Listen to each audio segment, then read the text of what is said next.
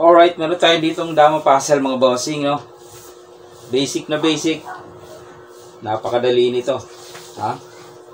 Unang sulong itong pula, tatalunin ng itim. Ang pula mayroong isang dama at tig 2 piyon. Ganon din ang itim. May isang dama, may 2 piyon. Papunta dito ang itim. Ang piyon naman ng pula, papunta roon. Pataas. Ito naman ay pababa. Basic lang mga boss. Unang sulong ang pula, tatalunin ng itim. Oh. Kahit baguhan, makikita niya ito. Anong sulong mo dyan? Oh, dama na to. Talo yan mga boss. Paano? Dito lang sulong, oh. Pakain mo lang to. Yan, kita mo na yan. Napaka-basic niya, no?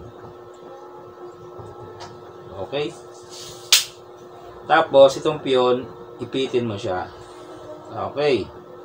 So, ang pwede niya lang isulong dyan, pwedeng ito, yung piyon na yan, o kaya ito. Pero kahit saan siya dyan sumulong, ay talo. Okay. O, unahin natin yung piyon. Paano kung piyon ang unang isulong? Talo yan. Dito ka lang kasi. Atras ka lang, oh. Pagkain niya dito, kain 2. Hindi na makagalaw. Pag gumalaw, kakainin. So, matatalo. Okay, balik natin ang forma. Balik natin ang formation kanina. O, yan. So, ito yung key move. Napakasimple. Kain. Tapos, ipitin mo. So, tapos na tayo dito. Naipakita na. Dito naman, yung dama. Dama isusulong niya. Pag dito siya sumulong, dito, dito, o kaya ay dito, ang gagawin mo lang ay ganito lang. Talo yan. Yan, o. Diba? Hindi makagalaw. Okay? Ibalik natin.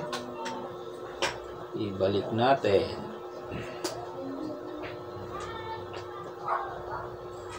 Ito to. Yan, yan.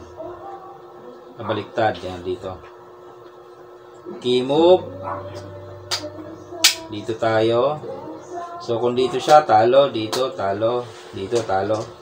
Paano kung isagad na doon sa dulo? Katabi ng mga piyon. Talo pa rin. Dito ka naman. Hihilahin mo naman dito. Pagkain niya, ayun. O, diba? Pakain. So, yan. Napaka-basic mga boss, no? Basic na basic.